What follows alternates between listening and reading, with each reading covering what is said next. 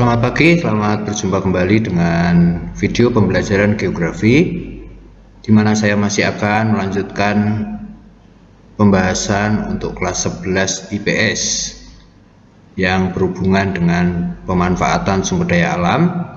Kali ini saya akan menjelaskan topik tentang analisis mengenai dampak lingkungan atau AMDAL dalam pembangunan. Langsung saja kita mulai. Apa sebenarnya AMDAL itu? AMDAL adalah kajian mengenai dampak penting suatu usaha dan atau kegiatan yang direncanakan pada lingkungan hidup yang diperlukan bagi proses pengambilan keputusan tentang penyelenggaraan usaha dan atau kegiatan yang dapat menimbulkan perubahan terhadap rona lingkungan hidup serta menyebabkan dampak terhadap lingkungan. Khususnya dalam pembangunan, kajian AMDAL sangat diperlukan. Kenapa? Karena pengubahan tata ruang kota otomatis akan berdampak. Misalnya di sini ada ruang terbuka hijau dalam bentuk lahan terbuka sawah, kemudian diolah atau diubah menjadi kawasan industri, tentu akan berdampak pada kawasan tersebut, sehingga perlu dilakukan analisis dampak lingkungan. Selanjutnya, jenis rencana usaha dan atau kegiatan yang mewajibkan memiliki analisis mengenai dampak lingkungan hidup adalah sebagai berikut. Apa saja yang perlu dilakukan AMDAL? Yang pertama, bidang multisektor, artinya sektor gabungan dari beberapa bidang.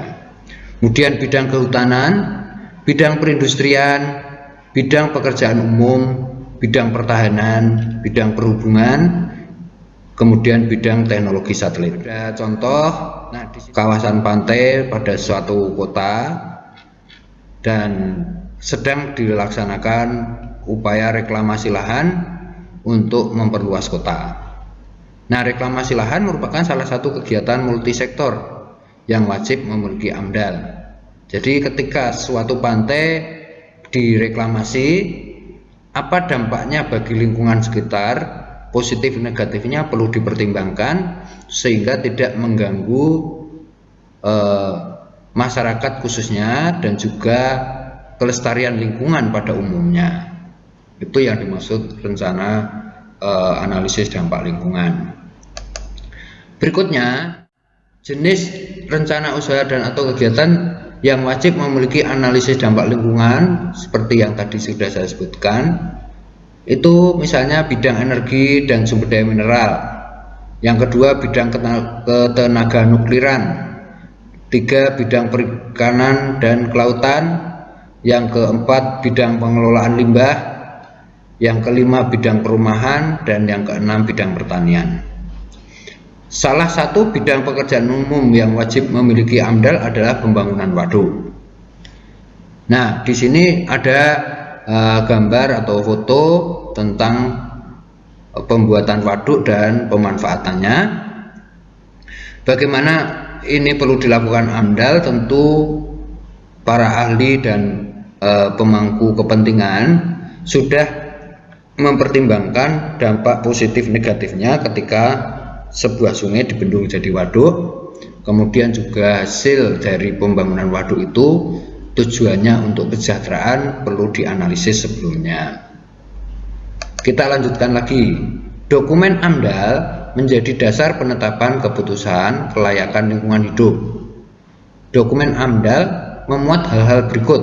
1. Pengkajian mengenai dampak rencana usaha dan atau kegiatan.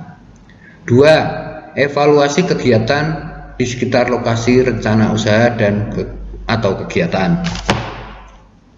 Yang ketiga, saran masukan serta tanggapan masyarakat terhadap rencana usaha dan atau kegiatan. Dan yang keempat, perakiraan terhadap besaran dampak serta sifat penting dampak yang terjadi jika rencana usaha dan atau kegiatan tersebut dilaksanakan. Nah, itu semua harus didokumen ya. Karena apa? Karena pembangunan suatu proyek di sebuah kota harus betul-betul memperhatikan efek atau dampaknya terhadap lingkungan sekitar, khususnya masyarakat. Nah, jika hal tersebut tidak terdokumentasi, maka dikhawatirkan ketika terjadi masalah sulit untuk melakukan ya mungkin bagi pihak yang akan melakukan investigasi, dokumen itu akan diperlukan, begitu. Ya, itu dokumennya. Kemudian ada lagi dokumen yang lain, evaluasi secara holistik atau menyeluruh terhadap dampak yang terjadi untuk menentukan kelayakan atau ketidaklayakan lingkungan hidup. Ketika dilakukan analisis AMDAL, keputusan terakhir tetap harus melihat dari hasil evaluasi tersebut. Jika memang layak, maka proyek pembangunan akan dilanjutkan. Jika tidak layak, maka akan dibatalkan atau ditunda, begitu. Dan yang keenam, rencana pengelolaan dan pemantauan lingkungan hidup. Jadi ada 6 ya dokumen AMDAL yang harus kalian ketahui ya, 1, 2, 3, 4, kemudian ini 5. Yang berikutnya adalah pemanfaatan sumber daya alam dengan prinsip-prinsip pembangunan berkelanjutan. Apa saja yang perlu kita ketahui? Menurut Undang-Undang RI Nomor 32 Tahun 2009 tentang perlindungan dan pengelolaan lingkungan hidup, pembangunan berkelanjutan adalah upaya sadar dan terencana yang memadukan aspek lingkungan hidup, sosial, dan ekonomi ke dalam strategi pembangunan untuk menjamin keutuhan lingkungan hidup serta keselamatan, kemampuan, kesejahteraan, dan mutu hidup generasi masa kini dan generasi masa depan. Itulah yang dimaksud pembangunan berkelanjutan ya. Apa saja prinsipnya? Ada 5 prinsip utama pembangunan berkelanjutan, yaitu 1. Prinsip keadilan antar generasi atau intergenerational equity. Yang kedua, prinsip keadilan dalam satu generasi atau intragenerational equity. 3. Prinsip pencegahan dini atau precautionary principle. Yang keempat, prinsip perlindungan keanekaragaman hayati atau conservation of biological diversity. Dan yang yang kelima, prinsip internalisasi biaya lingkungan dan mekanisme intensif atau internalization of environment cost and incentive mechanism. Ya, seperti itu prinsip-prinsip utama pembangunan berkelanjutan. Selanjutnya adalah strategi nasional untuk pembangunan berkelanjutan yang dituangkan dalam Agenda 21 Indonesia. Pokok-pokok pikiran yang terdapat di dalamnya mencakup hal-hal berikut: pelayanan masyarakat di bidang pengentasan kaum miskin, perubahan pola konsumsi, dinamisasi kependudukan, pengelolaan dan peningkatan kesehatan, pengembangan perumahan dan pemukiman, dan sistem perdagangan global, serta instrumen ekonomi serta neraca ekonomi dan lingkungan terpadu. Bahwa agenda ini menjadi tujuan yang harus diwujudkan oleh pemerintah untuk bisa mengentaskan kemiskinan, kemudian mengubah pola konsumsi, dinamisasi kependudukan, dan juga hal-hal yang terkait dengan hubungan global dalam bidang perdagangan, ekonomi khususnya, dan juga tidak lupa dalam hal kelestarian lingkungan hidup. Itu adalah kaitannya dengan strategi pembangunan berkelanjutan Agenda Abad 21. Selanjutnya, pengelolaan limbah juga menjadi agenda yang meliputi perlindungan atmosfer, pengelolaan bahan kimia beracun, pengelolaan limbah bahan berbahaya dan beracun atau B3, pengelolaan limbah radioaktif, serta pengelolaan limbah padat dan cair. Karena begitu bervariasinya jenis limbah, ini juga perlu menjadi perhatian khusus supaya proses pembangunan di Indonesia tetap bisa berkelanjutan mempertimbangkan masing-masing generasi supaya tetap bisa menikmati hasil-hasil pembangunan tanpa mengabaikan kelestarian lingkungan hidup. Pengelolaan sumber daya alam yang mengutamakan konservasi keanekaragaman hayati, pengembangan bioteknologi, serta pengelolaan terpadu wilayah pesisir dan lautan. Ini juga tidak lepas dari agenda yang harus diperhatikan, khususnya dalam hal manajemen sumber daya alam,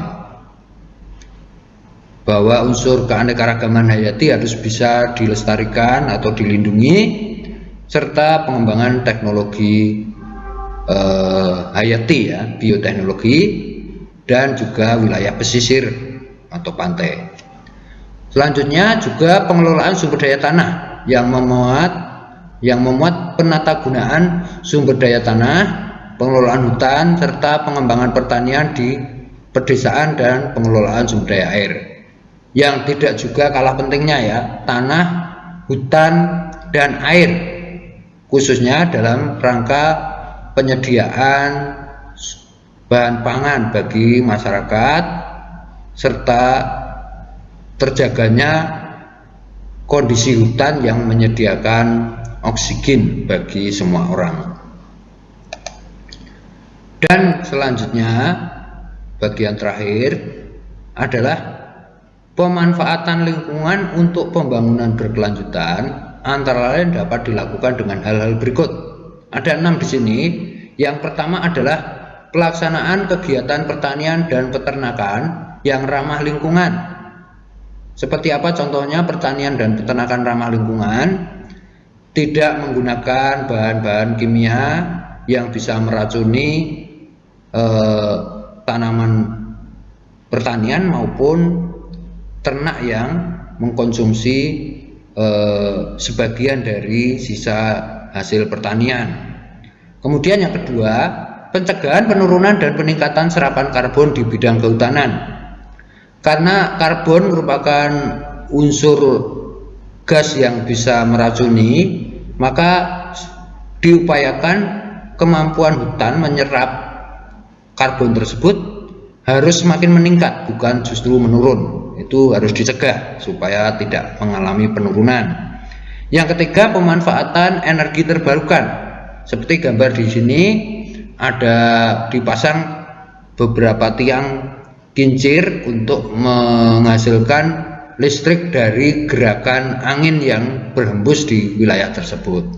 Karena ini juga salah satu contoh energi terbarukan selain energi yang lain, panas matahari, gelombang laut, panas bumi, kemudian juga energi seperti pasang surut dan sebagainya. Yang keempat, diversifikasi bahan bakar. Jadi bahan bakar yang selama ini dimanfaatkan perlu dibuat bervariasi ya, dengan tingkat kandungan energi yang berbeda-beda serta variasi jenisnya itu perlu diupayakan. Dan yang kelima, efisiensi dan konservasi energi.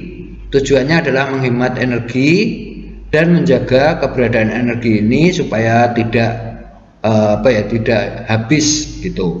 Dan yang terakhir, pengelolaan sampah domestik atau rumah tangga yang setiap hari dihasilkan oleh masing-masing keluarga, dan itu harus dikelola. Ada banyak contoh pengelolaan sampah, misalnya sampah plastik harus dipisahkan dengan sampah organik. Sampah-sampah organik bisa diolah lagi dan dibuat seminimal mungkin mencemari, begitu ya. Itu kira-kira penjelasan saya tentang AMDAL serta pembangunan berkelanjutan. Semoga video kali ini semakin membuka dan menambah wawasan kita berkaitan dengan pemanfaatan sumber daya alam serta perlindungan terhadap lingkungan hidup dengan menerapkan prinsip pembangunan berkelanjutan. Terima kasih untuk semua perhatian dan kebersamaan kita semua dalam video pembelajaran kali ini. Semoga kita semua tetap berada dalam keadaan sehat dan dijauhkan dari segala penyakit yang bisa mengganggu kehidupan kita. Terima kasih, sampai jumpa kembali dan tetap semangat.